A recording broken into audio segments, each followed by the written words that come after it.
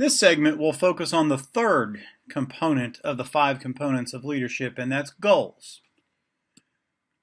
The common goal, the traditional notion around the common goal or the focus of leadership is that leaders define this goal and followers implement.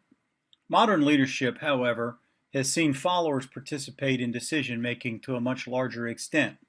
Goal setting is not necessarily for the person in charge, as in the leader-centric approach. It's evident in 2 paintings that we're going to analyze as part of our discussion about goal setting. The first painting, Washington Crossing the Delaware, is one we're all familiar with from grade school by Emanuel Lutz. The second painting, another from high school history classes, is Liberty Leading the People by Eugene Delacroix, depicting one of the French revolutions in the 19th century. One is very leader-centric, the other is very goal and follower-oriented. When leaders and followers come together under a common goal, that's the point in time often referred to, as you can see in the diagram to the left on the slide, as the leadership moment. Delacroix's painting is a good example of the leadership moment. It's the July 1830 revolution, the overthrow of the monarchy. Liberty in the painting represents the goal of the revolution. She is a god. However, she is not a god.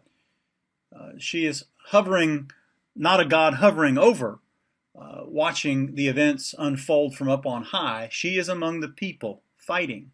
She is leading her followers, bare-breasted, dirty, carries a bayonet, and tramples corpses of her enemies.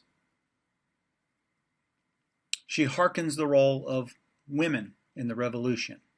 She's wearing a red revolutionary cap associated with liberty. Goddess as a street fighter. Delacroix was an artist making a very political statement about the revolutionary goal. The scene is a mob of rich and poor men. And I'll give you a closer look at this painting here. The mob of rich and poor men, young and old, the royal guard, the symbol of leadership, of the old order of the monarchy, their bodies naked, looted, trampled. Notre Dame with the famous tricolor flag in the background. And this shows an epic struggle of a leadership moment, a point in the leadership process where leaders and followers struggle to work together, or in some cases in competition. Some kind of struggle leaders, followers face in most organizations trying to define a common goal. It's very common in almost any kind of organization, community, society, anywhere there is leadership, there's a struggle between leaders and followers around goals. So the leadership moment is that moment in time where leadership takes place. It takes place whether the goal has been attained or not. Leadership is not defined in terms of the goal being attained.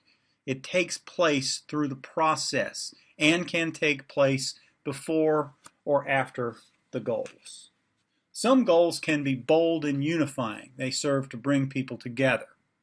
This concept of goal-driven leadership is sometimes referred to as the invisible leader. The goal is the invisible leader that brings leaders and followers together. Lutz versus Delacroix's painting that you can see on the slide here illustrate the differences in the depiction of the leader and follower and their interaction with the goal. Washington, in the painting to the right, standing next to the flag, while his followers are out of the spotlight. Washington is in the spotlight. For Delacroix, the followers are more important than the leader. They are directly associated with the goal. Leaders in liberty are the symbol of the royal abuse of power of the old system. The old guard, which relegated to the bottom of the painting, power stripped from them, is symbolized by the nakedness transferred to the people carrying their weapons. Liberty carries the bayonet.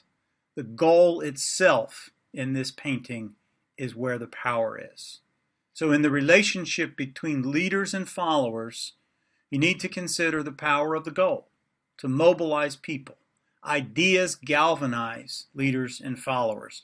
Goals and ideas can be the basis of leadership moments, and they can be the basis of moving ahead successfully with the development of leadership.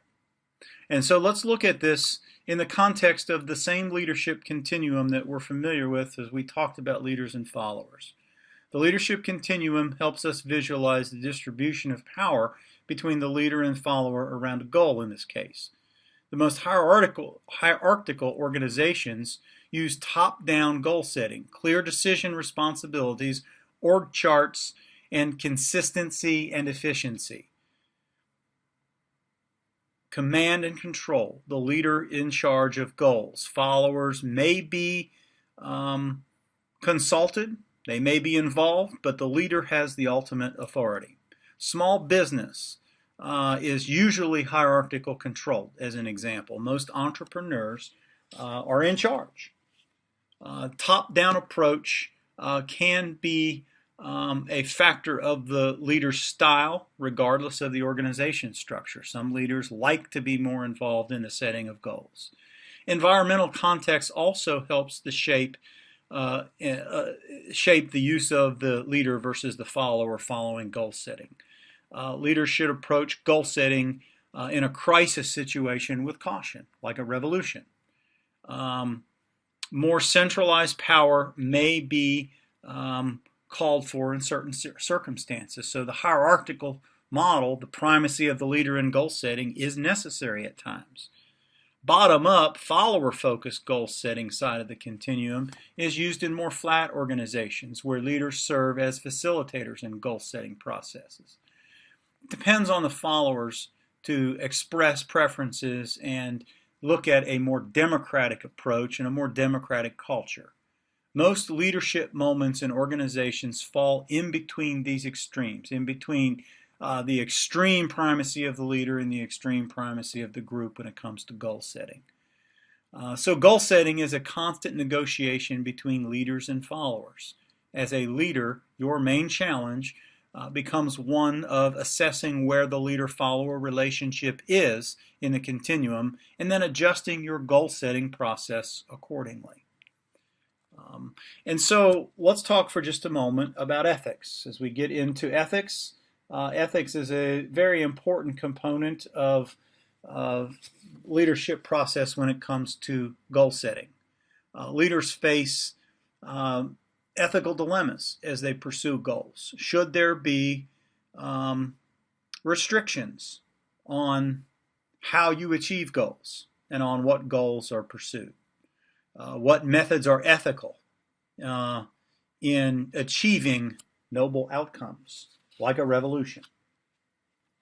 Philosophy has pondered these questions for centuries with no real consensus, but we're going to approach this from three standards, and as we get into the ethical dimensions and ethical theories later on, we'll talk in much more detail about each of these three dimensions. The first dimension is really represented by the theorist and the political philosopher Niccolò Machiavelli. Machiavelli did not draw a moral connection between goals and the means of attaining them. Leaders should use a power calculation to assess the means that can do the job effectively. Previous thinking of Western leadership, most important focus of the leader should be on the attainment of the goal. And Machiavelli advocated that if the goal is met, then it is successful, regardless of anything that occurs. So even though it may not be morally justifiable, attainment of the goal is morally justifiable. Immanuel Kant, on the other end, the right end of this continuum, is a contrast to Machiavelli. He rejects the notion of the end justifying the means, the idea that there is really no regard for ethical circumstances as long as the goal can be attained. He believed in a concept called the categorical imperative, which means that you do what is right unconditionally. It sets a very high bar. It's more like the means and ends are morally defensible. The fancy word is deontological perspective or deontological ethics, and that's doing what is right unconditionally. And it's an the extreme version of this that can be just as difficult, maybe as Machiavelli's ruthlessness, is a lack of willingness to compromise. And you see this in our politics today, where the belief in an absolute good or an absolute evil shows a refusal to compromise. The middle ground is a concept called utilitarianism, and it's represented by two thinkers that we'll talk about a little more later, Jeremy Bentham and John Stuart Mill. Their belief is the pursuit of goals that ensure the greatest benefit for the greatest number of people. And that's what they call maximum utility. It's a teleological perspective, which basically is a word of consequentialism, and that's the idea of playing to a greater consequence for the majority of the people. It's a happy medium, really, between Machiavelli and Kant, the idea of the greatest good for the greatest number. So as we begin to delve further into leadership problems and leadership dilemmas, we're going to look at goals, but we also have to look at the ethical context of what it means to attain those goals and what decision making is necessary in some cases for that to take place.